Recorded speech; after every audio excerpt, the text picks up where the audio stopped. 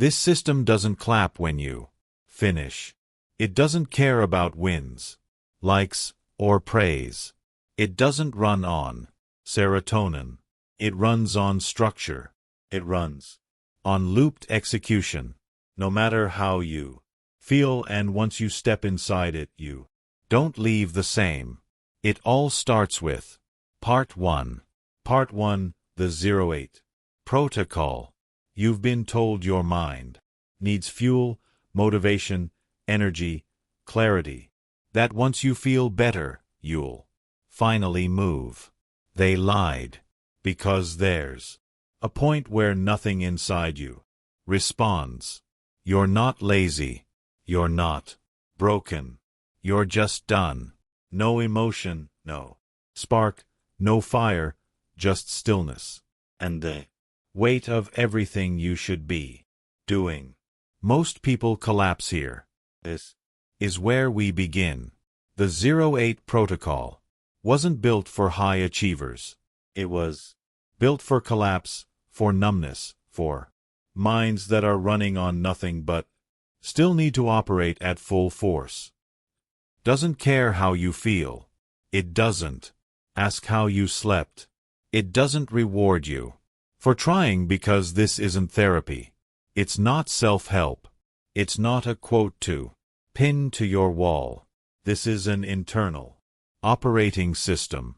One that runs without emotion. One that activates under pressure.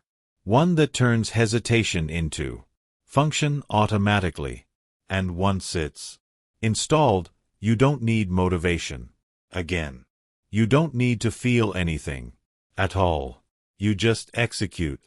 This is the 08 Protocol. Let's walk through the steps to weaponize this installation. Step 1. Deactivate the civilian mind. The first step isn't motivation. It's mental deletion. You've been trained to think like a civilian, to seek comfort before action, to wait for clarity before commitment, to ask for permission from your own emotions. This is the programming of the domesticated mind. If I don't feel like it, I don't have to. If I'm tired, I'll rest. If I'm not ready, I'll wait. This thinking is poison to performance. Turns every decision into a debate. It multiplies hesitation. It gives emotion the power to override command. That version of you must be deleted. You don't comfort that voice. You don't give it space. You don't argue with it. You kill it. Because that's the first law of high-functioning execution. Emotion is not the operator. Command is. From now on, you begin each day with a mental override sequence. You wake up and say, flatly, without energy or hype, I am not tired. I am not overwhelmed. I am not emotional. I am executable. Not once, but until something shifts. Until the whiny voice inside goes quiet. Until the part of you waiting to feel good realizes it's been replaced. This isn't positive thinking. It's reprogramming. You're not here to think your way into action. You're here to act your way into clarity. And if thoughts come, let them. But treat them like traffic noise, background static, passing signals from an obsolete system. They are not orders. They are not sacred. They are irrelevant. Because now you are not your thoughts. You are not your feelings. You are not your hesitation. You are a system, a function, an executive of tasks. This is the death of the civilian mindset and the birth of the cold operator. Now and from this point forward, you are no longer here to think. You are here to act. Step 2. Micro-command initiation. You never start with finish the project. That's too vague, too overwhelming, too human. Because the human brain especially when an emotional shutdown doesn't respond to complexity. Stalls. It spirals. It procrastinates. That's why civilians fail. They approach execution like it's a movie montage. They think in grand outcomes, write the book, build the brand, fix my life. But systems don't operate on drama. They operate on micro inputs. So from now on, your goal is not completion. Your goal is initiation. Here's how you start. Strip the task down to its first executable atom, the smallest action. That requires zero thought and zero emotion. Not a goal, not a step, just the next command. Open the file. Turn on the light. Stand up. Sit down and breathe. Put your fingers on the keyboard. Press record. Type the first word. Walk to the door. That's it. This is called micro-command initiation, and it is the ignition switch for your entire nervous system.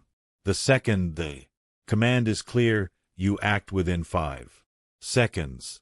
No debate, no pause, no mental warm up. Why 5 seconds? Because the moment your brain senses a gap between command and action, it floods the system with doubt, excuses, narratives, self-sabotage. But when you act, instantly, you bypass the emotional firewall. You prove again and again that movement doesn't require agreement, only requires instruction.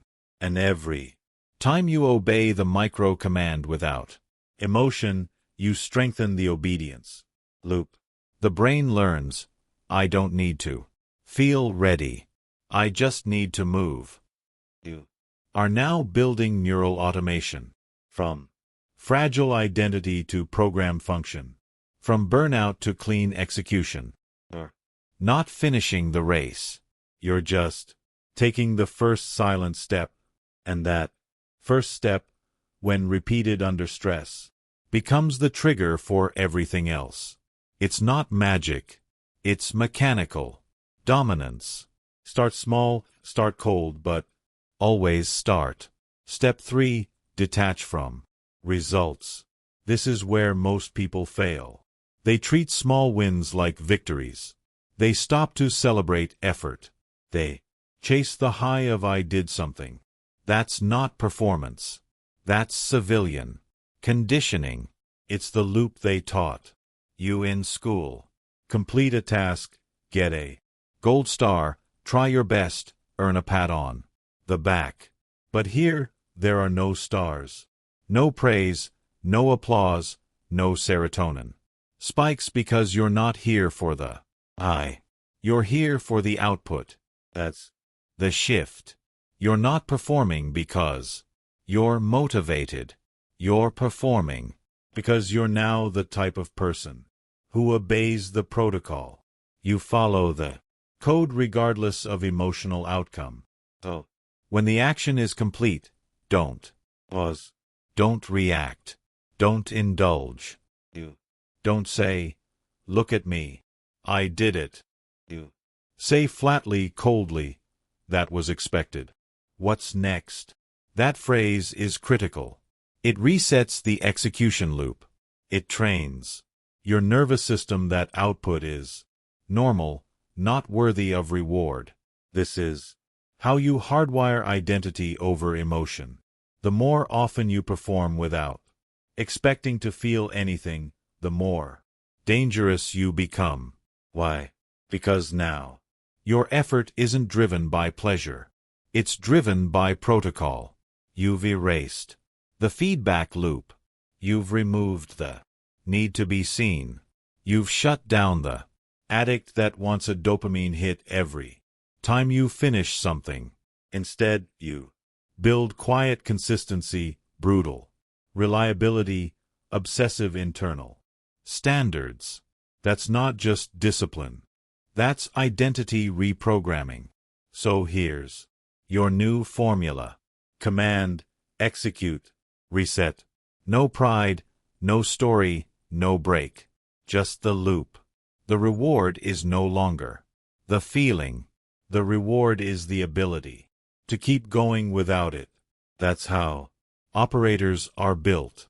That's how you outperform the world while everyone else is still checking how they feel. Step 4. Loop it until you forget. You're tired.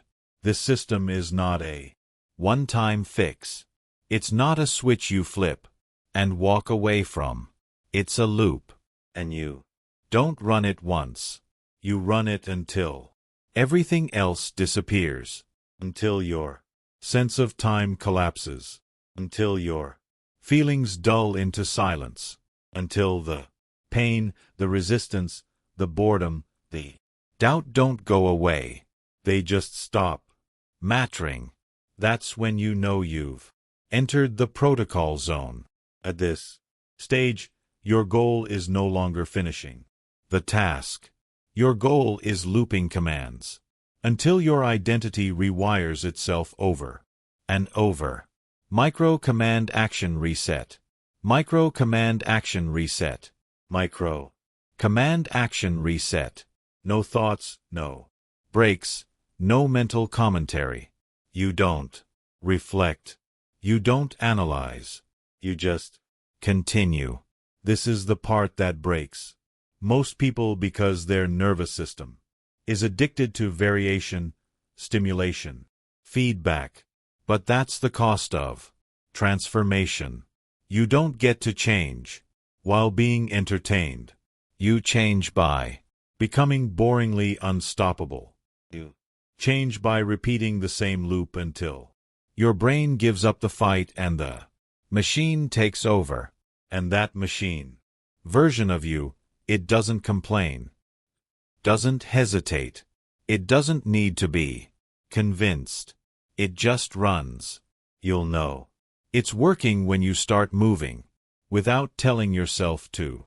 You realize an hour has passed without distraction. You finish something and don't remember starting it. You stop caring that you're tired because you're moving anyway. That's not flow state. That's not motivation. That's identity override. That's when the emotions that used to hold you hostage, fatigue, dread, apathy, overthinking, are still there. But now they're irrelevant. You're no longer trying to fix how you feel. You're too deep in the loop to even notice. That's the moment you forget. You're tired. Not because the pain is gone, but because you no longer care.